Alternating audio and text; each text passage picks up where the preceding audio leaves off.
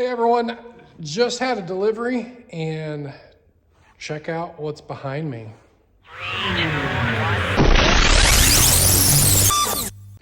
Two-post lift has been delivered. So we got some work on our hands.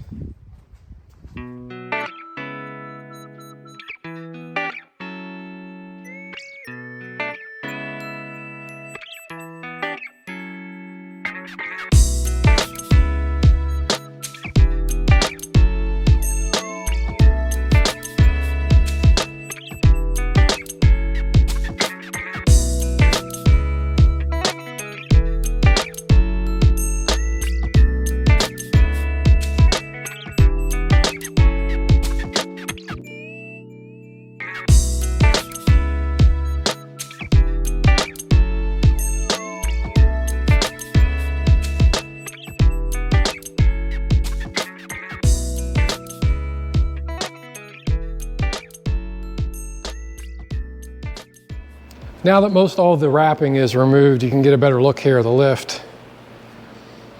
It's packaged pretty well, but overall looks good. I got the lift arms out of the top one. They kind of put them inside these posts here.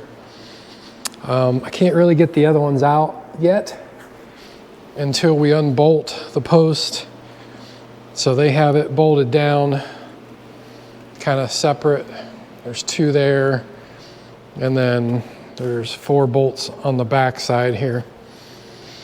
So what we'll need to do next is get the tractor and get these lifted up, at least put some pressure on this, pull it up just a little bit. Well, I guess not even pull it up, but just get the pressure off these bolts so we can get these bolts out next. I had a good friend stop by and help me with maneuvering these posts. Just made it a lot easier. He could help unbolt them from the frame they came in while I kind of lifted them up and maneuvered them out of the way. And really helped with the entire project. You really need 2 hands, or 2 sets of hands, I should say, to help with this. It's very tedious, and some of the pieces, if you don't have 2 people and even 2 ladders, help tremendously. So highly recommended help somebody help you with this.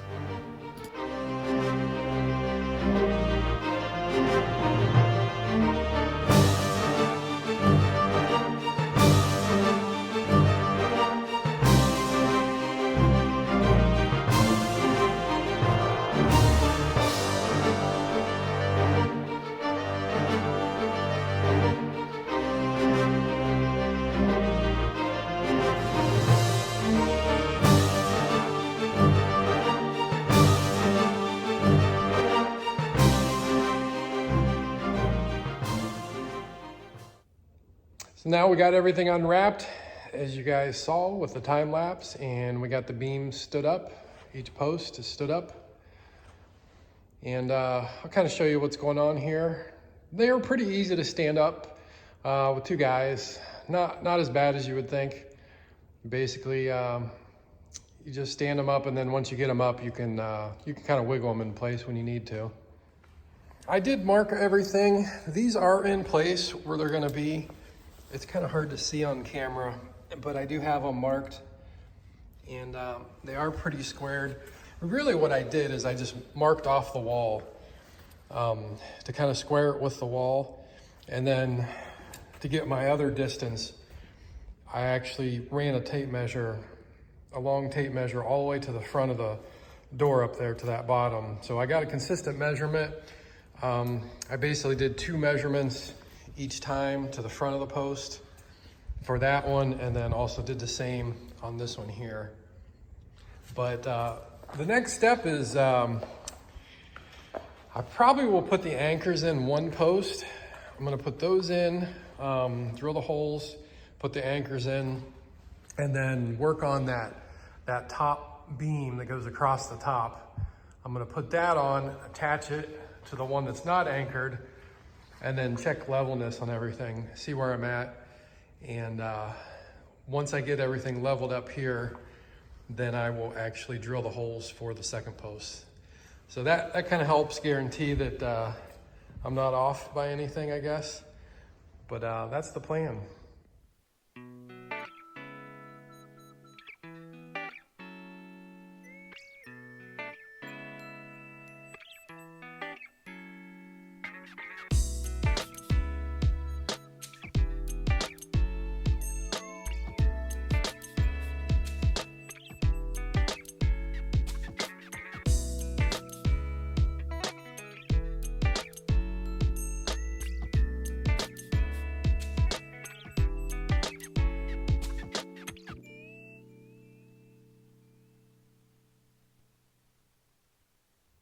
We got all the holes drilled and then all the fasteners in. Total of 5. And I was able to torque them all down. So they are all torqued down to 100 foot-pounds. And oh yeah, we did shim it just slightly, just to get it perfectly level. You kind of see where we're at now. Perfect that way. And then perfect that direction. Our next step then is going to be to attach that cross member up on the top there that connects the two together. Again, this one is not fastened yet. We have it pretty much in place, but once we get that top one connected, then we'll level this one up and get it shimmed if we need to, and should have it all lined up and ready to drill holes on this side then. For those of you guys that are gonna buy this lift, here's how you wire this guy up. This is that sensor right there, the bar at the top of the lift, a little contactor, but it just takes these little Phillips screws. This is threaded, but they do want you to put nuts on the back side to keep it from pulling out. And that's about it for the crossbar. You might have noticed that I used 2 different drill bits here. I drilled all the way through the concrete. It was about 10.5 inches. The longer bit was a rebar bit, so if I hit any rebar down in there, I could go through that pretty easy. It didn't feel anything, so I don't think I hit any in these particular holes. But it really, so I can, later on, if I wanted to pound these down through, remove the lift, or have any issues with anchors later, I'll have that option. But here you can see I'm just kind of cranking them down with a regular wrench, just making sure they grab and everything. And all of them grabbed real tight. I had no problems with any of them. And I went through after this and torqued them down with a click style wrench just to make sure I had them all set correctly. And then I did follow up with a digital torque wrench just to double check, and they all tightened out really well.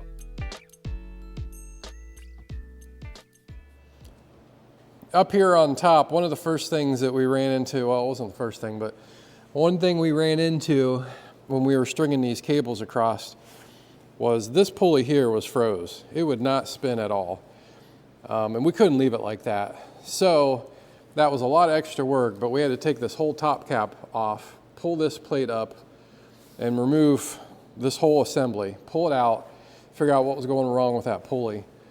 And I think it's similar to what another video had mentioned, but when they powder coat these, they put too much powder coating on the back side here. At least that was my issue, and it wouldn't spin freely. Now I could have taken this off, sanded it down, but I ended up just spinning it by hand eventually. I took a hammer, dead blow hammer, and just kind of beat it just a little bit on the sides, and then ended up being able to spin it free then, and then just kept spinning it, and then just took a little pick on the back side here.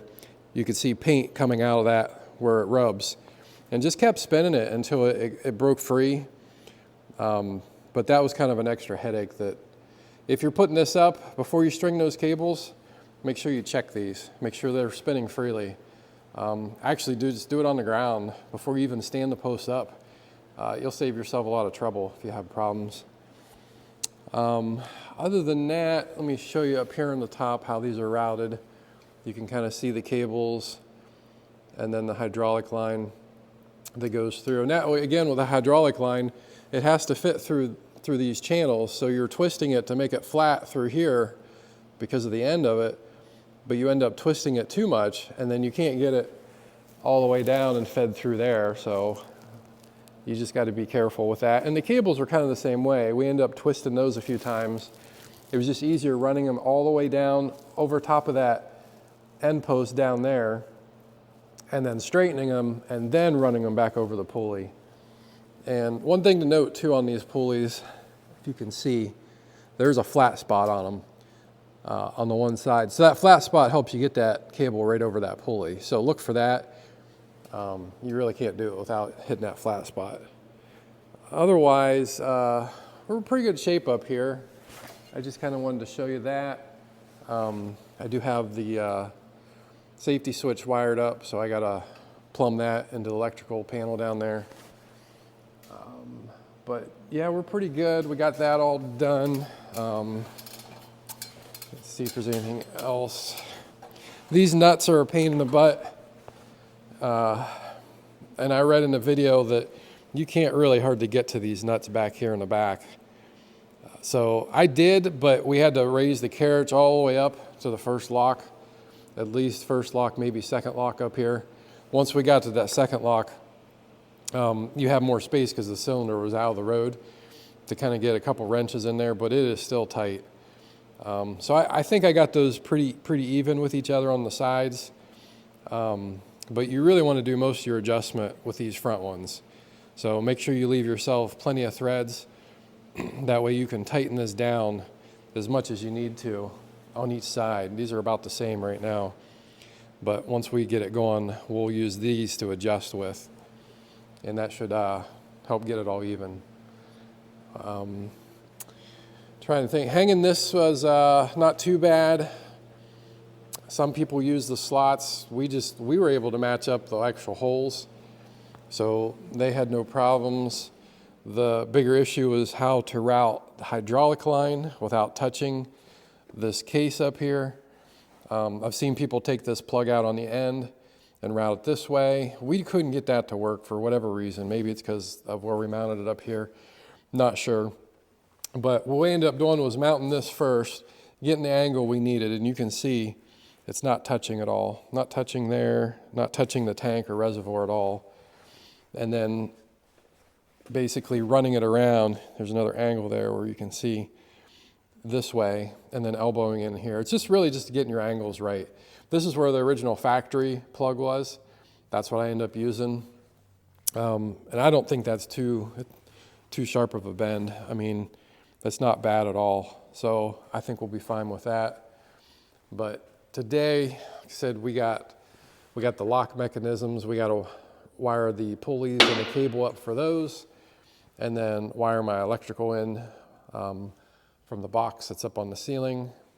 Other than that, we got the arms to put on, some hydraulic fluid to put in it, and that's about it. This is basically for your release locks, and it's pretty simple once you see how they go in.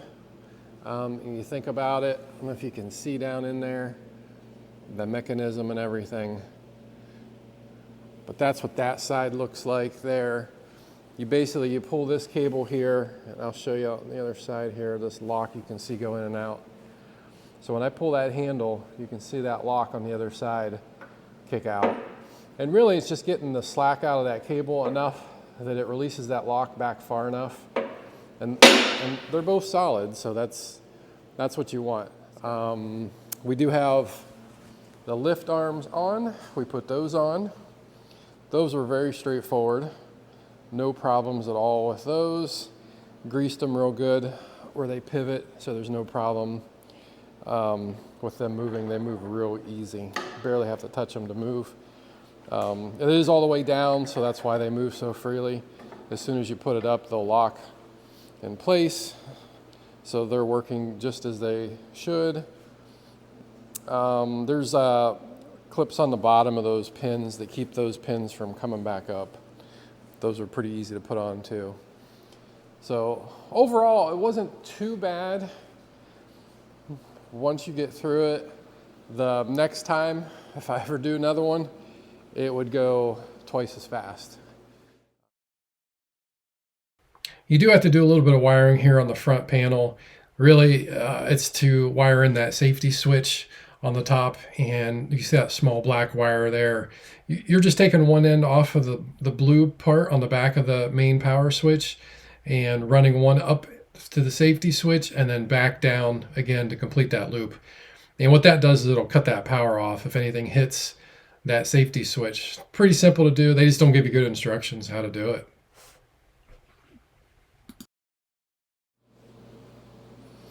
Okay, so we're gonna go ahead and lift this up here.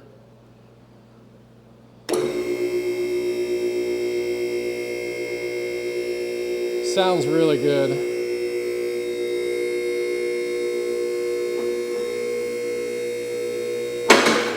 You hear those first locks, they're very, very close to identical. Here's the important part though. If you look at the level, we're dead level as it goes up. And it's not on the locks right now. I just wanted to demonstrate that. That's really a good indicator that both sides are exactly the same. I really kind of like this side here to lock just a fraction of a second after the first one. And that's just so I know it's working, because if they were both identical, it'd be real tough to hear that second lock. And again, the fact that they're going up at the same time, level, means that they are working perfectly.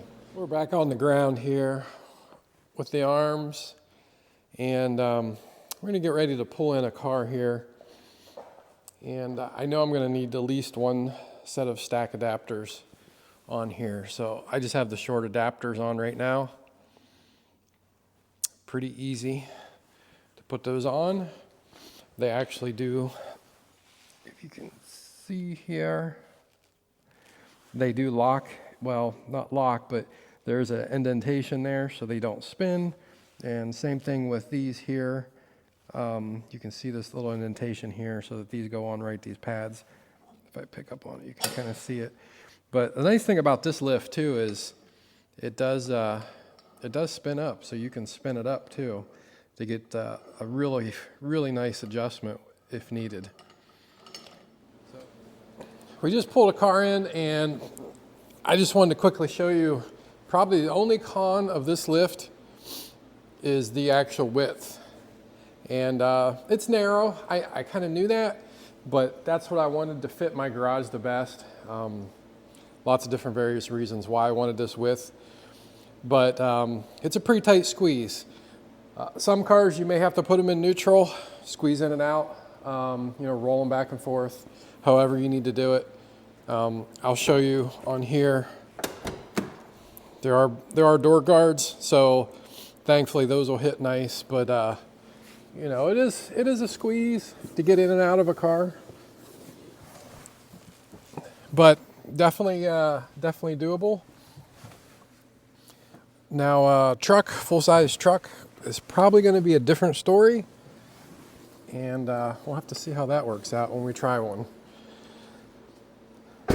But yeah, let's get this lifted up here. We'll get the pads underneath there and lift it up. So all the pads look good. All lifting points are lined up real well. So I'm just going to lift it a few inches. We'll do the shake test, see how it goes. First lift.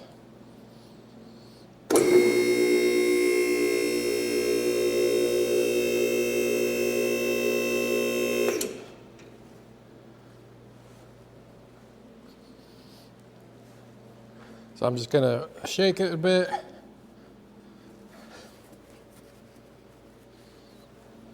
Yeah, we're very stable.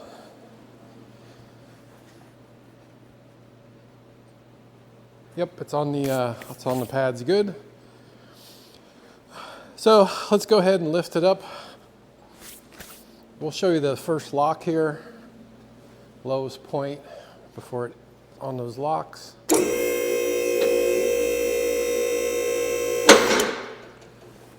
And we'll set it back down on the locks. All Okay, so this is the lowest point. It's actually, it's a pretty good height, actually. Like if I'm doing brake work or anything like that, definitely right here at eye level. Like that's perfect for doing any type of, you know, work here on the front end. So really like that first lock. You know, I can actually get in here and do some other suspension work pretty easily here if I don't want to stand up. Better than laying on the floor. But let's take it up. I'm going to take it all the way up, and I don't know if I can get to the top lock before the emergency safety bar gets hit, but we'll see how high we can get it.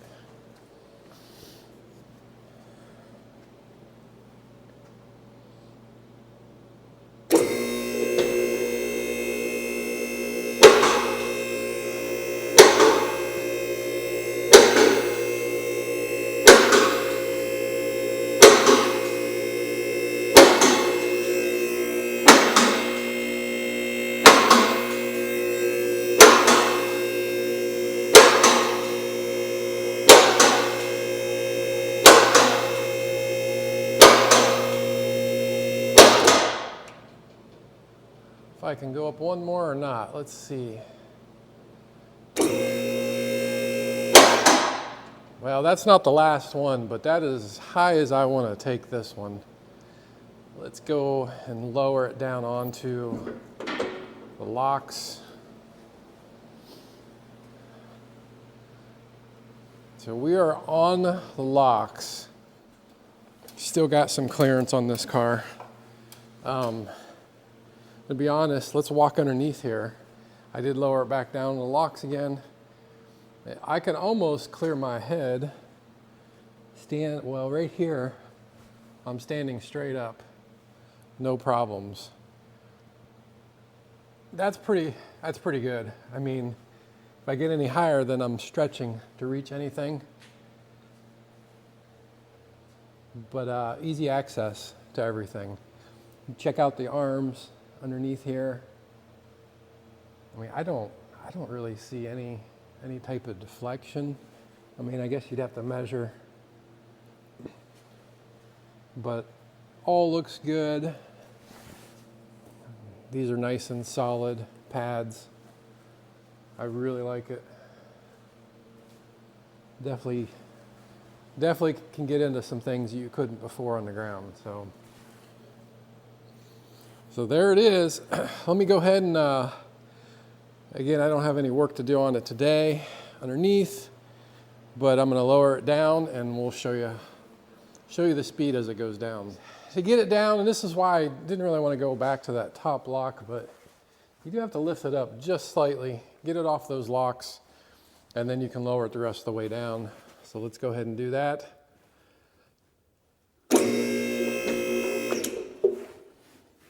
So we're off the locks, so now I'm going to go ahead and just lower it the rest of the way down.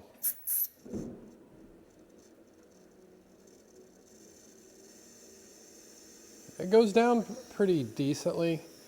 This is full speed going down right here.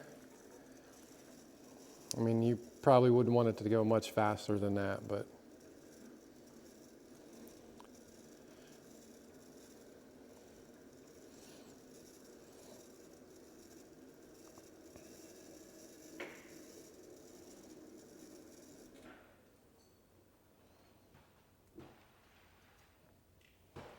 so guys, that wraps this video up. I hope you enjoyed it. If this is something you liked, make sure you subscribe and give me a good like. And stay tuned. I'll do some more videos with the lift and have some different projects coming up. But wanted to kind of show you the process and, you know, how I installed it and, you know, just a little bit how it works. So again, thanks, and we'll see you on the next one. Take care.